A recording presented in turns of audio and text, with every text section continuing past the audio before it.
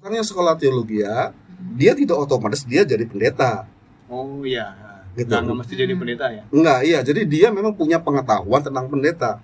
Iya. Gitu. Nah, kalau pendeta itu sebuah gelar yang diberikan dari pihak sinode. Kayak seperti saya dari GBI. Nah, saya sekolah teologi S1 lulus. Tidak otomatis saya itu menjadi pendeta. Oh, jadi gereja yang memberikan. Jadi sekolah Sinode. teologi sendiri tidak memberikan gelar pendeta ya? Tidak, dia hanya mencetak sarjana teologi Sarjana saja. teologi, ya. Gitu. Nah, pendeta itu adalah jabatan yang diberikan dari gereja. Nah, gerejanya itu GBI. Nah, maka GBI itulah yang memberikan gelar kepada Iya, iya, iya. seseorang. Nah, bedanya memang ini, kalau yang sekolah teologi ya, nanti waktu ujian kependetaannya itu, karena dia pernah backgroundnya sekolah teologi ya, maka ada beberapa, kalau bilang mata kuliahnya, mata kuliah ujiannya dipersingkat. Oh ya, karena udah pernah. Sudah pernah. Ya, Nah, betul. kalau umpamanya kan kalau dari GBI dia jenjang memang unik juga, dari GBI jenjang kependetaan itu bisa juga dari background dia sekolah teologi ya. Tapi kalau dari background sekolah sarjana ekonomi atau dia seorang pengusaha, dia bisa tetap jadi pendeta. Nah, tapi kalau sewaktu ujiannya yang ekonomi dia ada 10 mata ujian, nah sekolah teologi ini dia cuma hanya barangkali ada 4 pas saja. Iya, iya, iya. Jadi lebih sedikit. gitu. Jadi karena dia sudah mengenyam pendidikan teologi ya. Gitu, kurang Berarti lebih kalau gitu. dari sinode berarti masing-masing beda-beda ya kan? Misalnya dari gereja ini, dari gereja yang lain, misalnya bukan dalam GBI, beda lagi sekolahnya. Pengajaran sama nggak sih? Beda-beda. Beda-beda. Jadi beda-beda. Jadi Pendeta kita nggak bisa ke yang misalnya kayak ke GKI gitu, beda ya berarti. nggak bisa. Ya, Beda, nggak- mereka punya aturan sendiri. punya aturan sendiri. Jadi kalau sekolahnya boleh, istilahnya gini. Bareng. Saya punya jemaat dari GBI, dia sekolah di STT Proklamasi Jakarta, kemudian dia sekolah di Duta Wacana, Satya Wacana, atau sekolah di Tiranus, dia bisa.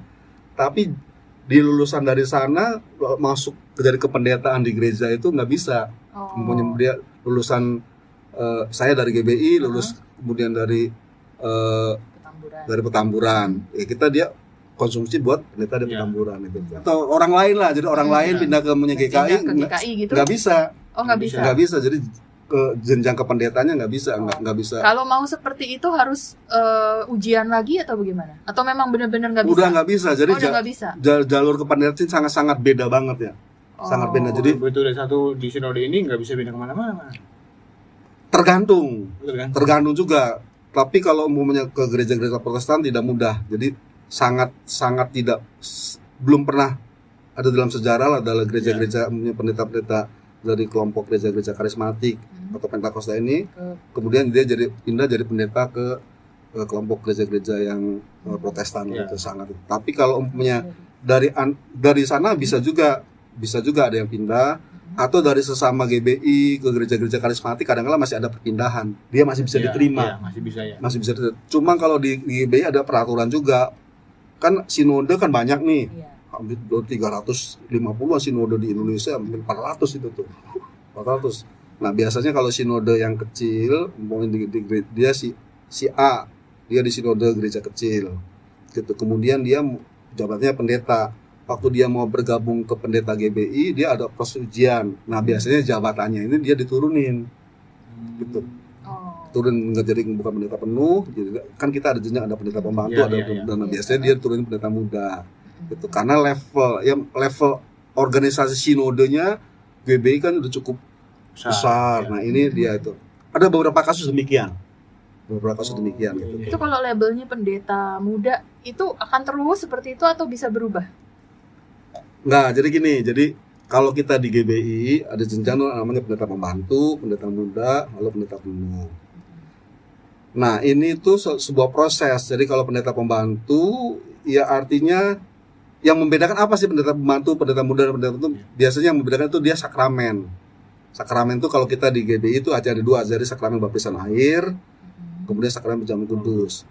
Nah dia pendeta pembantu itu tidak bisa melakukan sakramen penjamuan kudus. Oh. Gitu. Jadi kalau dia mimpin penjamuan kudus, dia nggak bisa dia. Jadi ada beberapa jabatan kependetaan itu. Dia bisa melakukan kalau dia dapat delegasi dari gembala jemaatnya. Ya. Jadi gembala jemaatnya di kita kan beberapa ini dia kasih delegasi. Kenapa? Karena gereja kita cukup luas banyak, jadi dia mendelegasikan bisa. Tapi kalau umpamanya dia tidak dapat delegasi, PDP dia tidak bisa melakukan sakramen. Nah, setelah dia 2 tahun menjadi PDP, ada kemungkinan bisa dicalonkan menjadi pendeta muda. Gitu. Tapi tidak otomatis 2 tahun langsung pendeta muda gitu. Tapi dia punya kemungkinan dicalonkan, tergantung bagaimana gembala sebagai pendeta pembinanya. Kebijakan gereja masing-masing itu berarti. Iya, jadi gitu. namanya pendeta pembina. Jadi pendeta pembina kita di sini Ibu Anna Melol itu pendeta pembina namanya. Dia membina beberapa pejabat kita, ada PDM, ada PDP, ada PM. Nah, tergantung kebutuhan lah. Kalau dia cukup PDP dengan pelayanan cukup ya sudah gitu tuh. PDM pun demikian. Dia ngajuin nggak bisa, Pak? Kayak begitu. Bisa kalau umpamanya. Nah ini unik. Jadi unik ini. Ya kalau di gereja kita puji Tuhan semua berjalan. Ada kata orang punya kemampuan, punya panggilan, ya kita sangat welcome lah. Jadi mereka punya kemampuan ya kita kasih kesempatan. Tapi ada di beberapa tempat tertentu sang PDP dan sang PDM itu agak sedikit terganjal. Gitu dia enggak jabatannya itu enggak naik. Gitu. Umurnya sudah papa tapi PDM aja gitu tuh. Nah, biasanya kita tata gereja mengatur. Jadi ada di antara 2 dan 3 pendeta sekotanya, sewilayahnya kurang lebih begitu, mengajukan usulan bahwa si A itu sudah PDM-nya sudah cukup lama, kerjanya juga cukup bagus. Jadi tolonglah diperhatikan. Jadi kerabatnya justru teman-teman kerjanya yang mengajukan gitu ya. Rekomendasi dari pendeta yang di sekitar kotanya gitu tuh. Jadi bukan di setempatnya, di luar dari gereja tempatnya dia. Jadi itu tata gereja mengatur. Tapi nggak banyak yang demikian, tapi ada. Tapi nggak banyak, tapi ada gitu tuh ya. Sampai seumur hidupnya dia tidak dicalonkan. Padahal tuh sekolahnya tadinya sama-sama ya Pak ya. Sekolahnya sama-sama. Atau mungkin senior gitu ya. Ada juga yang gitu demikian. Jadi tergantung lah itu tergantung. Jadi tergantung gitu. Setiap orang saya rasa punya problemnya masing-masing lah, punya masalahnya masing-masing. Tapi kalau kita bisa membangun hubungan dengan pendeta pembina kita, ya semuanya bisa akan dimudahkan lah gitu. Tapi ada juga yang orang kadang-kadang sifat-sifat tertentu yang dipandang oleh pendeta pembina nggak cukup untuk itu, bisa jadi gitu. Ya jadi ya kita lah harus yang menentukan. Diri juga, saya rasa gitu sih. Ya, gitu. Nah kalau tips dari Pak Anan ya, untuk anak-anak yang sekarang ini mau lulus nih SMA, terus mereka terpanggil pengen masuk teologi ya gitu. Menurut Bapak harus diantar dari gereja masing-masing gitu, atau boleh nih langsung tik datang gitu ke sekolah teologi mana yang mereka mau terus masuk? Sebaiknya gimana? Kalau saya sarankan dia konsultasi ke gereja dia ngobrol dia dulu ya.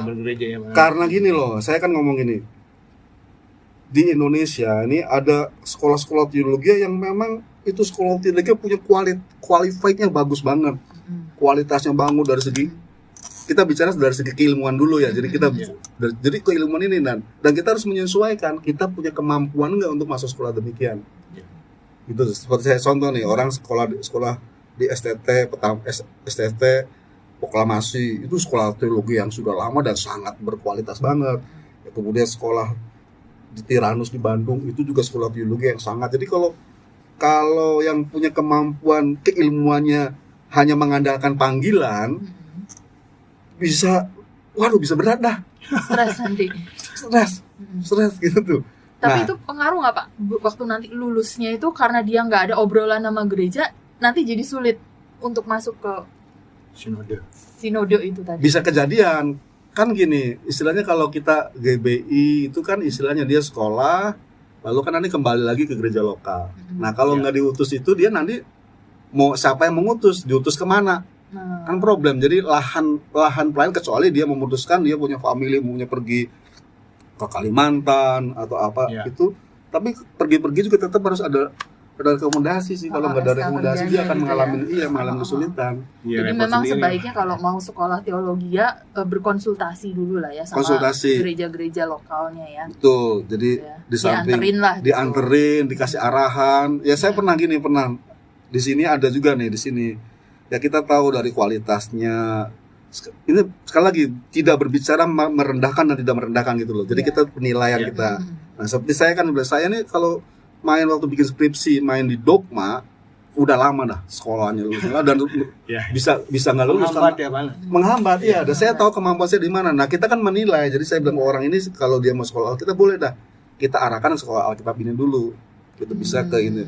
Tapi kalau dia akhirnya dia memaksa terus masuk ke sekolah yang ya waktu itu dia terus maksa dia masuk ke sekolah Petamburan. Nah kita nggak berani memberikan rekomendasi. Dia datang ke kita juga minta rekomendasi. Nah kenapa begitu kita kasih rekomendasian kita, kan nama kita sebagai gereja yang merekomendasikan tercatat di sana. Nah kalau dari segi kualitas anak ini kurang memadai, kan kita nggak enak juga gitu. Iya. Nggak enak juga. Gitu. Jadi kalau sudah dari gereja istilahnya titipan ya Pak. Iya. Nama kampung halaman. Iya gitu.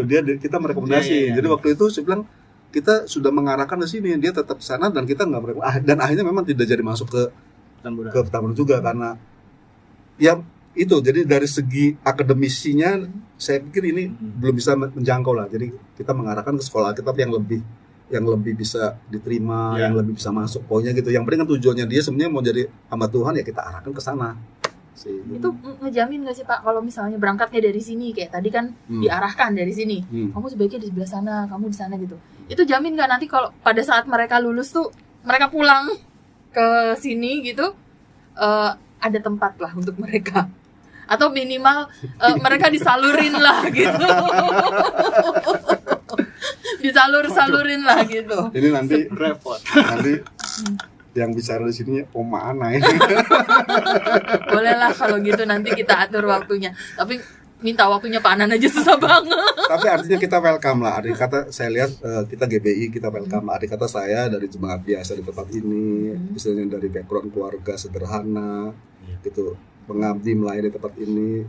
Jadi di sini siapapun juga saudara sekalian punya kemampuan, punya panggilan dia mengabdi pelayan di sini, kita mau saya rasa di sini welcome sih. Jadi si tante welcome, semua keluarga yang kita welcome. Gitu. Ya, melayani aja dulu di sini ya mana? Ya melayani kita banyak lahan di sini. Barangkali Bapak mau mengejar beasiswanya Pak. Kayaknya udah mulai ada arah-arah angin-angin ke sana Pak. Mumpung ada Pak Anan mau curhat nggak sekalian?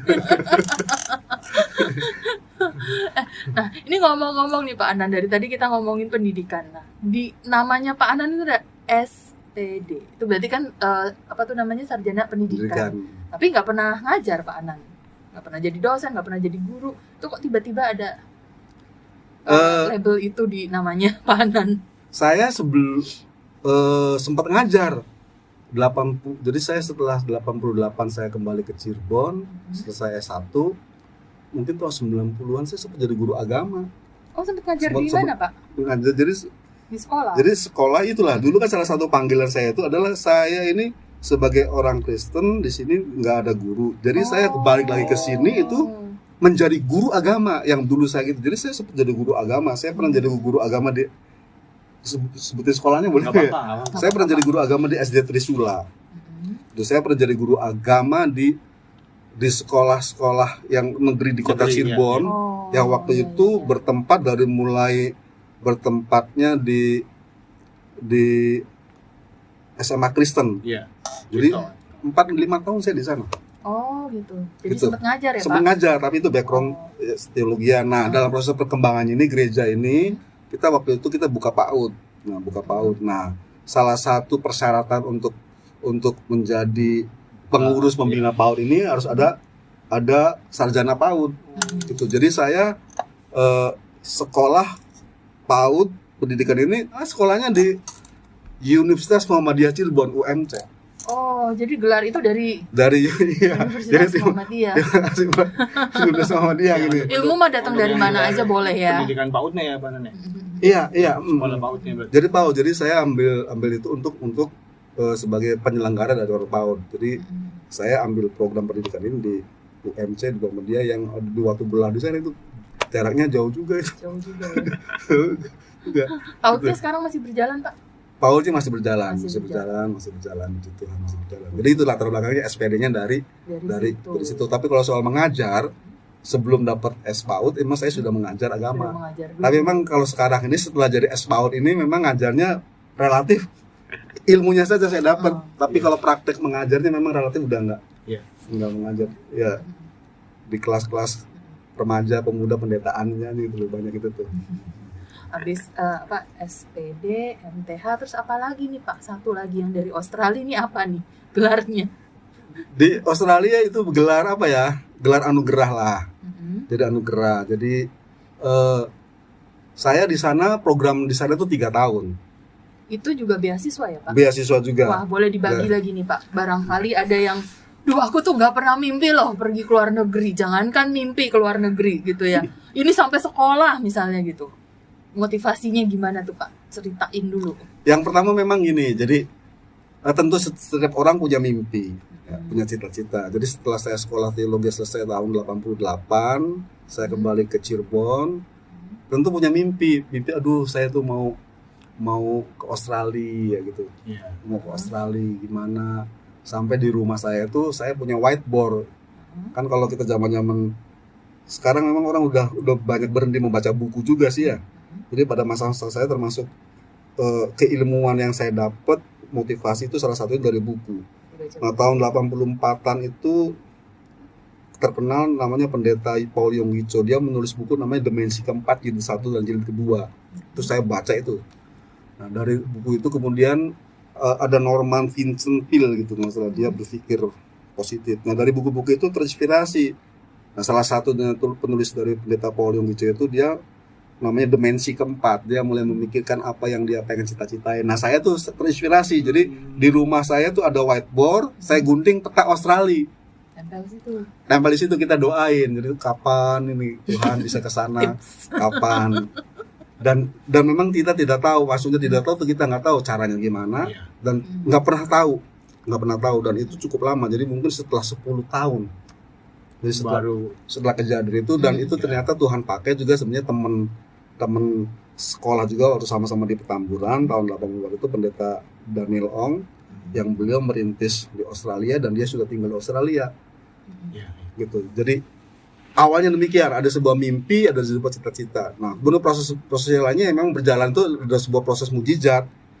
Pendeta Daniel Ong waktu itu dia ada mulai kunjungin ke Indonesia dan suatu hari dia kontak dengan saya, kemudian dia bilang saya manggil beliau tuh Hok Lim, jadi karena satu angkatan saya panggil namanya Lim, dia manggil saya Nam, jadi dalam ngobrol, kamu bisa nggak gantiin khotbah saya di Jakarta?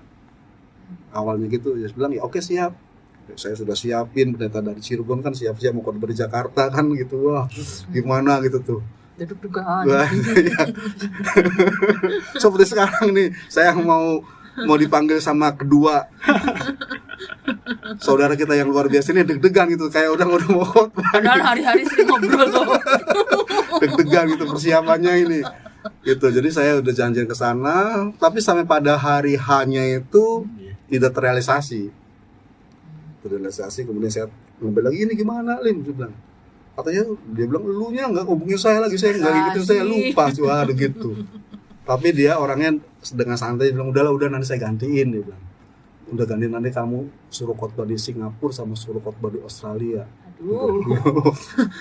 Apa Jakarta aja deg-degan. Jakarta nggak jadi. Nggak jadi. Ini malah mau berbuah ke luar negeri. Iya. Ini mau Singapura lah, Australia. Iya makin gitu. deg-degan Pak. Semakin deg-degan mau jawabnya gimana ya gitu. Tetapi saya berpikirnya sesuatu yang positif, sesuatu yang baik. Saya bilang aminin. Saya bilang oke siap. Ya sudah, kamu siap-siap. Nanti saya atur jadwal. Kemudian saya aturin bikinin untuk visa ke Australia. Kan tentu waktu itu sangat nggak mudah. Salah satunya kan kita masuk ke Australia. Ya beliau ngatur gimana. Akhirnya saya terjadilah oleh anugerah Tuhan itu. Saya masih ingat itu perjalanan dari pesawat besar juga gitu. Saya pertama kali dapat pesawat besar, saya ini pesawatnya besar, dapat spesial. Dari Cirebon Jakarta Singapura kan bisa transit di sana dulu gitu. Jadi saya 2 minggu di sana, kemudian saya lanjutkan perjalanan ke Perth. Jadi saya 2 minggu di Singapura, khotbah di gereja di sana. Jadi Pak Pendeta Daniel Ong ini dia ada beberapa gereja cabang, ada di Singapura, ada di Melbourne, ada di Sydney, waktu itu ada di Cina. Di mana-mana ya? Iya gitu. Iya, jadi saya 2 minggu di Singapura, kemudian setelah itu pergi ke Australia, 2 minggu di Australia. Nah, waktu di Australia itu selesai acara, waktu saya mau pulang dia tanya, "Nan, apa yang saya bantu buat kamu?" gitu. Dengan cepat saya katakan kalau mau bantu saya sekolahin saja saya di sini. Oh. Langsung Jadi awalnya begitu mengambil ya. kesempatan. Mengambil kesempatan. Iya, mengambil kesempatan. Nah, setelah demikian, oke dah, udah kamu urus di Indonesia, saya urus sekolahan yang akan masuk. Jadi saya ngurus visa untuk Pelajar. pendidikan di sana. pelajarnya, iya. Nah, beliau ngurus untuk apa? Jadi itu awalnya cikal bakalnya demikian, dan oleh anugerah Tuhan semua biaya ya dihandle oleh Pak Pendeta Daniel Ong ini. Puji Tuhan. Jadi biaya pendidikan, biaya transportasi, makan, termasuk kirim ke Indonesia karena saya kan udah berkeluarga. Oh iya. Oh, iya. Puji Tuhan luar Jadi biasa digaji ya sama Pak Anan. Om Daniel sama Daniel gimana? Nggak digaji, jadi Ya dibantu Kirimin lah, secara dibantu. iya finansial. dibantu lah. Jadi intinya dibantu. Jadi kalau dibilang kita beasiswa ya itu kalau beasiswa kayaknya waktu terlalu kita cuma punya kemampuan, kayaknya kalau kita dibantu dikasih deh. Itu benar-benar kemurahan Tuhan ya Pak Anan. ya? Lebih kemurahan, Ya. kemurahan Kemurahan Kemurahan, Tuhan itu ya. kemurahan Tuhan. Jadi Tuhan dengerin waktu Pak Anan doa tuh.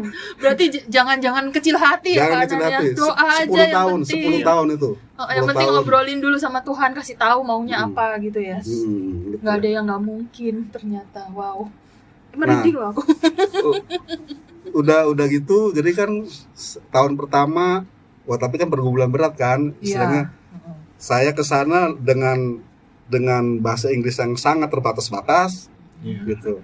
Harus ke sana dan presentasinya nggak boleh bahasa Indonesia lagi. Aduh. Bahasa Inggris.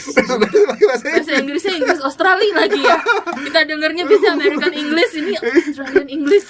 Iya, aduh. Jadi, waduh stresnya banyak banget. Stresnya banyak banget. Jadi kita kan harus jalan sendiri. Jadi hari pertama itu sebelum saya berangkat sekolah, saya diantar survei lokasi dari rumah untuk ke sekolahan. Nggak ada. Jadi hari pertama masih diantar. Jadi hari pertama sama istri pendeta Daniel Ong diantar, Oh, diantar. sekolahan ditinggal. Nanti jam sekian dijemput lagi. Gitu. Kemudian hari berikutnya Berangkat sendiri. dia bilang, dia manggil saya itu sering itu sih canda gitu, udah bisa ya, udah. Jadi hari berikutnya saya berangkat sendiri, saya bawa mobil tuh. Udah bawa mobil, saya udah bawa mobil. Coba itu salah satu hal kenekatan itu tuh gitu. Jadi nah, jadi waktu itu memang daya juangnya tuh, itu balik lagi, jadi daya juang, kemampuan semuanya tercurahkan. Kita keberanian itu, udah ngomongnya belepotan, bawa mobil di sana loh. Dan itu baru hari, jadi pertama diantar, hari keduanya saya sudah bawa mobil sendiri. Saya bawa mobil sendiri dari rumah, saya sudah cek semua. Itu mobilnya saya masih ingat, warnanya silver, mereknya Hyundai. Saya bawa itu, saya berangkat pagi dan saya tidak sampai ke sekolahan. Karena nyasar. Tersesat, iya. Tersesat, saya bingung. Nggak bisa seperti di sini kan, nggak bisa berhenti. Untuk berhenti saja nggak bisa loh, nggak ada tempat untuk berhenti. Itu yang nggak berhenti. Jadi yang saya tahu, jadi saya posisi tinggalnya di North. Jadi dia bilang jangan sampai lewat South. Dia salah satu ngomongnya tuh. Jadi saya tinggal di South. Jadi letak posisi saya tinggal dari South, kemudian dari City, kemudian ke North gitu. Nah dia bilang, wah, hati-hati jangan sampai kamu lewat City atau North. Kalau kamu lewat sana udah ambil lebih jauh. Jadi saya berdasarkan patokan itulah, waktu saya tersesat saya nggak mau, ada tulisan kan North, jadi saya balik lagi ke South lagi. Nah baliknya itu masuklah ke rumah sakit gitu. Jadi saya di rumah sakit saya kan di sana susah, parkirnya nggak bisa lama loh, nggak bisa lama parkir, pokoknya itu sangat susah banget. Mau buang sampah atau buang sesuatu itu susah, nggak bisa gitu. Jadi saya berhenti di rumah sakit itu, saya kemana nih jalannya ya, tersesat orang Cirebon. Nggak bisa buka kaca nanya gitu ya Pak. Susah ya nanyanya kemana gitu. Nggak berani tahan. Jadi saya itu cuma saya patokannya jangan kesini. Ya puji Tuhan lah. Jadi sekitar saya tersesat itu hampir 3 jam. Dan 3 jam saya menemukan jalan pulang. Oh akhirnya pulang, Saya bukan pulang. ke sekolah. Nggak jadi ke kampus. Nggak jadi. Puji Tuhan lo masih bisa pulang. Pulang. Nah pulang itu ketemu lagi sama yang itu si Pak Pendeta orang, dia bilang, dia manggil, kenapa Om? Nggak tahu nih, saya salah jalan. Jadi gimana? masih mau sekolah? Masih, saya bilang. Tapi isi bensin dulu. Nah, isi bensinnya kan dulu isi sendiri kan, kita belum tahu. Jadi minta diantar, isi bensin lagi full. Om yakin, saya bilang. Saya coba lagi coba lagi. Ini saya berangkat. Akhirnya saya sampai masuk ke sesi yang kedua. Jadi kan di sana kan polanya pagi masuk, kemudian kita bawa bekal makan, semua makan apa bla semua sendiri kan, bawa makanan apa, dipanasin atau apa. Kemudian sesi yang kedua itu jam 2 kita masuk. Jadi saya masuk sana jam 2. Yang jam 2 saya masuk. Orang teman-teman pada tanya, pada ketawain saya gitu. Wah, perjalanan dari sini sekian jam gitu. Orang kuliah ini jalan-jalan. Jadi gitu, itu pengalaman pertama. Itu di Australia kuliah apa sih, Pak? Ngambil apa itu waktu itu? Jadi gini. Jadi saya sekolah itu sekolah Alkitab Baptis dari Baptis Bible College gitu tuh. Nah, Baptis ini dia adalah sekolah-sekolah dia menampung mahasiswa-mahasiswa teologi yang mau postgrad. Jadi dia masuk sekolah ini untuk program bahasa Inggrisnya. Oh. Jadi program bahasa Inggris 3 tahun. Jadi program bahasa Inggris 3 tahun. Jadi dia nanti kalau yang mau dari situ, dia di 3 tahun selesai, dia bisa ambil master teologianya untuk di situ. Jadi ada dia jenjang, dia bisa master, bisa pokoknya jenjangnya di situ. Jadi untuk sekolah yang tidak berbahasa Inggris.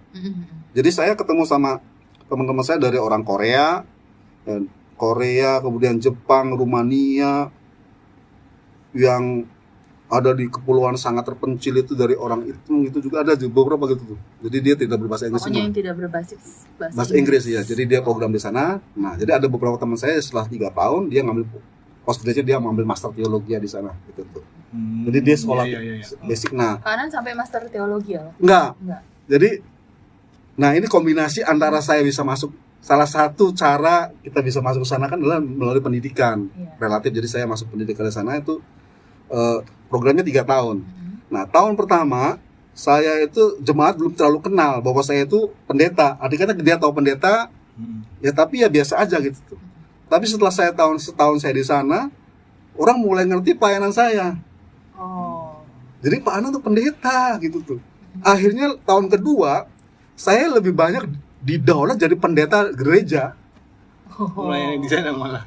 Iya, jadi orang tahu. Jadi ya akhirnya aktivitas saya lebih mendominasi gereja sana. Pendetaannya gitu tuh. Nah, akhirnya kan pendidikan saya cukup berat juga dong gitu. Orang yang waktu program yang tahun pertama aja cukup berat gitu. Aduh, udah saya bilang udah cukup berat gimana gitu tuh. Jadi tahun kedua jemaat makin mengetahui saya pendeta. Jadi kesannya malahan sekolah itu sambilan. Jadi dia panggilan saya ke pendetanya, dan kebetulan waktu itu memang Pak Pendeta Daniel Ong dia banyak banget sibuk ke Indonesia, dia buka beberapa cabang.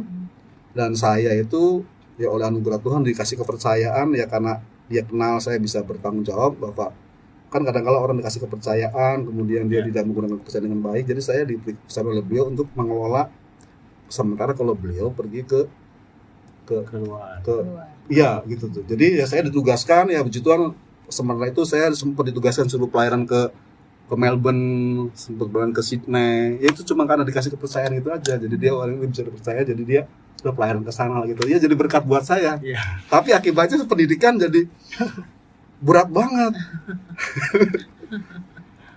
Jadi gitu. Jadi saya nggak sampai ke ngambil programnya, jadi sampai program bahasanya iya. Jadi saya ambil program pendidikannya aja, pendidikan bahasanya aja. Akhirnya itu balik ke Indonesia tahun berapa? Nah, jadi itu sebenarnya ceritanya sangat menarik. Jadi prosesnya gini, jadi setelah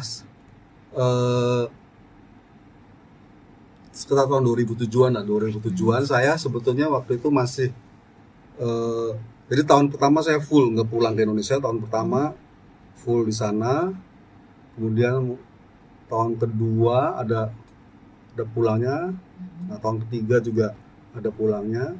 Nah, kemudian suatu itu saya ditugaskan dari gereja Australia untuk membina di Balikpapan. Jadi saya sempat di Balikpapan. Di Balikpapan ngebina gereja dari sinode Pak ini juga sih, dari sinode yang sama, membina di sana untuk gereja. Nah, sampai satu titik tertentu sebenarnya saya diminta untuk menetap di sana. Di Balikpapan. Tapi atas nama gereja itu. Nah, kemudian sementara dalam proses pergumulan itu 2007-2008 kali ya gitu ya. Malam-malam itu sekitar jam 11 jam 12 ibu gembala saya tuh telepon. Oma Telepon dia bilang, "Nan, kamu kembali ke Cirebon." Gitu, dan dengan tidak menolak, dengan tidak banyak berpikir, saya bilang itu gereja di mana saya lahir, di mana saya bertumbuh berkembang. Saya bilang udah, maksudnya petualangan kamu sudah cukup, udah kamu kesini. Jadi gitu. Sebenarnya waktu itu memang ada sebuah masa transisi. Ada kata saya mau bergabung dengan gereja yang Balikpapan. Balikpapan salah satu yang daripada gereja ini gitu tuh. Saya meneruskan ke sana. Dan waktu itu memang kita sedang ada sinode dari gereja-gereja yang Pak Pendeta dan Laung itu ada di Balikpapan. Jadi dari Melbourne, dari Singapura, dari Beijing. Sebenarnya saya waktu itu ada bidikan mau ke Beijing juga sih sebetulnya, gitu tuh. Jadi saya sempat ada juga untuk yang beberapa teman yang di Australia di Perth itu dia bilang dia mengkandidatkan saya untuk di Singapura, gitu tuh. Singapura, tapi buat saya sebenarnya kurang tertarik gitu. Saya sebenarnya salah satu hal yang waktu itu saya agak ada keinginan itu sebenarnya ke Beijing. Gitu sebetulnya dalam terbersit di hatinya gitu tuh. Gitu. Pokoknya terbersit lah gitu, ke sana terbersit, tapi saya ditugasin dulu ke Balikpapan, karena Balikpapan itu waktu perlu. Nah, sementara di sana itu ada sidang itu. Nah, di situ sebenarnya penentuan saya mau melanjutkan atau tidak gitu tuh. Nah, dalam situasi demikian, waktu itu ibu gembala dia hubungi saya. Dia bilang udahlah, jawab kamu sudah cukup untuk belajar di luar, waktunya kamu balik. Jadi saya tapi salah satu persyaratan waktu itu saya bilang saya mau ke Cirebon, tapi izinkan saya kalau saya pergi ke Australia masih dikasih izin gitu. Melayani di luar, melayani di sana masih gitu. Ya. Jadi sempat, jadi waktu itu jadi saya tinggal di sini, jadi sempat ya kalau mau waktu itu masih cukup lama juga, kalau saya waktu itu ada 2 bulan. Sekali berangkat ke Australia 2 bulan. Anan waktu di Australia itu statusnya masih pendeta di GBI sini atau gimana sih Pak? Saya secara itu masih. Jadi saya masih pendeta. Jadi saya saya pendeta dari GBI, dan saya masih sebagai staf pengerja pendeta pembina daripada Ibu. Berarti di sana tuh statusnya Bapak belajar. Iya, sebagai student sebagai student gitu. Jadi izin dari sininya mau belajar sebenarnya. Mau belajar. Nah, cuma karena di sana yang mensupportnya gereja dan karena istilahnya naturnya saya kan pelayanan. Jadi naturnya pelayanan gitu. Jadi yang biasa natur pelayanan. Jadi saya bawa gitar, saya bisa mimpin pujian, saya apa. Jadi ya orang connect juga lah gitu tuh, karena saya naturnya pelayanan, saya pelayanan. Lama-lama jadi orang memahami saya bukan sebagai seorang yang sedang bertugas belajar, tapi taunya pendeta buat mereka gitu tuh. Dan puji Tuhan istilahnya sampai hari ini itu hubungan saya dengan teman-teman saudara saya yang itu tuh masih sampai saat ini masih. Jadi Pak Anan masih bisa bantu lah ya kalau ada di luar sana mungkin adik-adik kita yang ayo dong Pak, saya mau coba pelayanan keluar gitu ya. Bisa sangat bantu ya? Juga. Salah satu hal yang sering saya bicarakan adalah tentang musik. Kita puji Tuhan ada Calvary Training Center. Dan musik itu saya sering banyak bicara. Saya bilang, saudara sekalian yang bisa musik keyboard aja waktu itu sangat dibutuhkan. Maka di sana dia bisa main keyboard, dia bisa berbahasa Inggris. Itu di sana sangat banget dibutuhkan. Ya arti kata sekarang kan masa pandemi. Jadi itu. Tapi waktu itu kalau bahkan sempat saya juga kalau ada orang Indonesia yang bisa main keyboard, kita bisa arahkan langsung ke sana. Jadi bisa sampai saat ini istilahnya masih terbuka ya kemampuan gini lah. Jadi untuk pemain keyboard gitu tuh. Ya walaupun sekarang memang kita dunia kan dunia baru semua nih, saya belum tahu tata kembang yang gimana gitu. Tapi pada masa itu sebetulnya saya sangat menyarankan banget orang bisa main keyboard, bisa potong rambut. Ya itu kan mahal banget. Ya, satu kali potong rambut itu $10. Itu yang cuma pinggir jalan. Saya karena mahasiswa pelajar diskon $1 kan $9. 9 kali 10.000 90. Ya, waktu 8.000-an. Jadi disarankan banget kalau ke sana dia punya keterampilan dia potong rambut, ya punya main musik keyboard khususnya gitu tuh. Ya saya dianugerahi Tuhan, sebenarnya Tuhan persiapin. Saya bisa nyupir, itu termasuk nyupir. Itu sesuatu yang sangat langka. Kemenangan saya bisa nyupir. Jadi saya sangat membantu, dan itu saya bisa menyupir itu adalah berkat dari jemaat di sini juga yang ngasih duit buat saya untuk bikinin SIM waktu saya tidak punya mobil. Jadi ya Tuhan kalau bilang jadi rencana besar Tuhan itu sebenarnya sudah Tuhan siapkan. Jadi Iya. Ya, udah buat diatur. setiap kita tuh sebetulnya kalau kita ngikutin itu arahan Tuhan tuh dari awal Tuhan gitu. Jadi dan itu sangat bermanfaat banget. Dan saya termasuk orang yang salah satu dipercaya oleh keluarga itu saya bisa drive. Ya memang tugas jadi macam-macam. Saya jemput tamu di airport, saya nganter sekolah anak pagi, jemput Ya. anak gitu tuh ya. Tapi itu sebuah keberhasilan buat saya gitu karena semua orang nggak punya kemampuan untuk bisa jemput tamu, Iya. ya. Kemudian antar anak ke sekolah gitu tuh. Jadi Saya itu juga belum tentu berani nyetir di sana, Pak. belum tentu. Dan walaupun terus aja, walaupun hari-hari terakhir itu setelah proses perjalanan saya sudah bolak-balik ke sana, lama-lama juga daya juang memang berkurang. Jadi memang harus yang paling ditekan daya juang. Daya juang, keberanian gitu. Jadi pede, tapi terakhir kan saya sempat ditahan sama polisi di sana. Iya, jadi Kenapa tuh Pak? jadi gini, jadi kan kita kan bawa mobil di sana kan yang penting peraturan, jadi tahu peraturannya gitu tuh. Nah, kita lama-lama kan nggak pede, maksudnya nggak pede gini. Ini jalan ini keluarnya kemana ya, arahnya kemana gitu. Jadi ketika mobil itu kita bawa mobil dengan tidak kepercayaan diri yang tinggi, itu rupanya ritme jalannya kelihatan.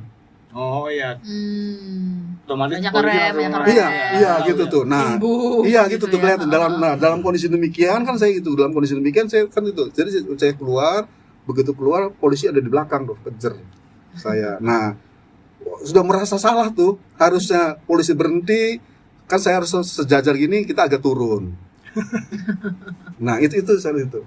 Nah, jadi saya jalan, dia jalan itu. Kemudian saya sengaja biar dia jalan duluan, saya di belakang gitu tuh. Tapi lama-kelamaan itu dia mulai bunyiin itu tuh. Sirine. Saya lihat di kaca, dia bilang minggir gitu. Terus saya minggir. Kemudian memang pertanyaan pertama begitu ya. Ya dia bilang apakah kamu seorang citizen? Dia bilang saya bukan citizen. Ya. Oh, kamu apa? Saya student. Nah, buktinya kamu punya license. Untuk itu saya masih canda juga gitu. Saya keluarin license saya kan saya punya SIM. Saya kan motor di sini. Iya. SIM saya motornya gitu. Saya keluarin SIM. Saya bilang ini SIM car, car gitu. Tapi saya pikir nanti kalau ada apa-apa, Bercandanya nggak lucu. caranya nggak lucu. Nanti jadi nggak lucu. Nggak lucu. Kemudian dia dicek itu kamu tinggal di mana, dia cek di komputer apa begitu. Dia sebutin sih kamu tinggal di sini. Oh iya betul, saya bilang. Kemudian saya bilang saya punya 2 SIM, artinya untuk mobil. Dia bilang oh saya nggak ngerti. Saya bilang kamu, saya bilang nggak tahu. Saya bilang sebenarnya saya minta maaf. Dia bilang sorry ya, ini bukan Indonesia. Dia ngomong gitu. Tapi dia ngomong kamu harus ke Komjen di Perth, SIM kamu harus ditranslate dalam bahasa Inggris. Oh, Dia bilang gitu. Jadi kalau sampai ada suatu hal saya tanya sama kamu ini, saya bisa ngerti. Sekarang saya nggak ngerti apa begitu. Jadi kamu kasih kesempatan untuk kamu beresin gitu. iya. Nah udah selesai, jadi oke udah beres. Tapi waktu itu saya kan masih dalam perjalanan. Saya bilang saya perlu bukti dong bahwa saya pernah ketemu sama dengan bapak. Dia bilang sebenarnya kamu orang Indonesia aneh, dia bilang gitu. Ya, sebab saya pikirnya gini, sebab kan saya kan masih dalam perjalanan, itu saya belum sampai ke tempat tujuan, saya mau pelayanan. Iya. Jadi kalau saya masih di jalan ketangkap lagi, saya bilang saya mateng deh gitu tuh. Jadi saya minta bukti bahwa saya pernah dikasih tahu gitu. Iya, Sampai iya. sekarang itu buktinya masih ada, sayang tadi nggak saya bawa. Jadi bukti dia tulisin apa-apa bla bla bla bla itu masih ada. Kayak surat ini, Mas, tilang gitu. Bukan, enggak surat tilang. note bukan. aja gitu. Note aja. Kartu namanya dia, kepolisian apa bla bla bla gitu dikasih note gitu tuh. Saya cuma bukti aja, maksud saya tujuannya saya masih ke tujuan sana. Di jalan itu berhenti lagi, saya bilang saya repot. Waduh, ini orang Indonesia aneh, dia bilang gitu. Jadi saya sampai sekarang saya pegang tuh. Itu sesuatu hal kenang-kenangan. Jadi akhirnya saya dikasih itu, kemudian saya sampai ke tujuan, dan akhirnya setelah itu saya kesaksian di gereja. Akhirnya orang-orang gereja dia baru tahu juga salah satu cara untuk bisa mengemudi sedan, dia translate lah SIM Indonesia ke bahasa Inggris ke Komjen. Jadi kita akhirnya orang itu mengerti. Jadi saya waktu itu selalu kalau di mobil itu selalu ada map. Jadi paling kan GPS belum populer waktu itu. Belum ya, Bang. Jadi pasti ada Alkitab, ada map. Itu kalau nggak punya map orang bisa tersesat. Jadi map sama satu saya SIM yang sudah saya translate ke dalam bahasa Inggris itu. Jadi di mobil itu udah Tipsnya begitu nyetir di Australia berarti. jadi gitu ya waktu ketahan itu tuh. Jadi gitu. Wah, pokoknya benar-benar menarik ya Pak Adan ya, perjalanan dari awal Pak Anan ikut di gereja ini, sekolah di Petamburan, sempat jadi kuli pula, ya. Ya, Sempat ditahan polisi di Australia. diberhentikan Sama polisi. diberhentikan. Pak Anan yang tadinya berpikiran saya lulus itu ngukur diri, ternyata bisa sampai punya kesempatan yang Anugerah Tuhan ya. anugerah Tuhan yang luar biasa Anugerah Tuhan. gitu ya Pak Anan ya. Anugerah Tuhan. Terakhir nih Pak Anan. Ya, terakhir. Satu mujizat terbesar yang pernah Pak Anan dapat dari Tuhan apa? Percaya Tuhan Yesus sebagai juru selamat. Itu bisa. Iya, mujizat terbesar. Luar biasa. Itu yang bikin semuanya jadi Bikin mungkin semuanya ya. menjadi mungkin. Iya. Catet tuh. Semuanya menjadi mungkin. Mujizat terbesar adalah Tuhan Yesus sebagai juru selamat saya, itu yang membuat segala sesuatunya menjadi mungkin. Tanpa itu, ya menurut saya itu bukan terbesar lah. Yang lain itu adalah semua bonus-bonus saja. Berarti ini sudah termasuk tips buat kalian semua. Jangan kecil hati yang mau mencoba untuk apapun lah ya, termasuk masuk sekolah teologi dan sebagainya ya Pak Anan ya. Iya, dan memang harus berjuang sih. Jadi maksud saya gini, jadi pada masa-masa itu memang kita harus kreatif ya, harus punya kemauan keras. Ya kemudian juga memang harus berpikir. Jadi saya kan di Australia, ya kemampuan bahasa Inggris saya terbatas. Tapi saya harus baca, saya kuat di mana gitu. Segmen saya kuat di mana? Saya kuat di kelompok-kelompok senior kan, keluarga senior, ibu-ibu apa, saya kuat di sana. Jadi saya mainnya di area itu. Ya kalau ke anak, Mencari yang terkuat iya dari kita kuatnya tuh di mana? apa? Iya, jadi saya kalau menjadi anak, tapi anak muda dia respect sama saya karena saya orangnya apalah saya untuk apapun mau pekerjaan apapun juga. Fleksibel. Kerjaannya Pak sih ya Anan, gitu tuh. fleksibel. Oke. Jadi kalau dia gimana soal anak baik lah orangnya gini gitu. Jadi tapi saya segmennya ini adalah keluarga, saya harus kuat. Jadi kemampuan kamu di mana, kamu baca peta kamu itu kamu Di situ yang Di situ kita lah. push gitu ya. gitu tuh. Oke. Jadi harus kemampuan kita baca gitu tuh. Aduh, semoga bermanfaat ya Pak Anan buat viewers kita. Iya. Terima kasih banyak. Sama-sama, terima kasih. Untuk Thank you banget. Banyak sekali yang bisa kita pelajarin. Jangan kapok kalau kayak diundang langsung ya. Terima kasih Jadi juga. kayak story-nya Pak Anan jadinya. Iya, Pak. Nggak apa-apa. Jarang ada yang tahu. Jarang ada yang tahu, eksklusif di sini. Jadi jangan lupa untuk like-nya, ya kan, subscribe, share, komen. Ya. Bertamu harus sopan, kita ketemu minggu depan. Asik, ciao. Thank you, Tuhan Yesus Pak. berkati.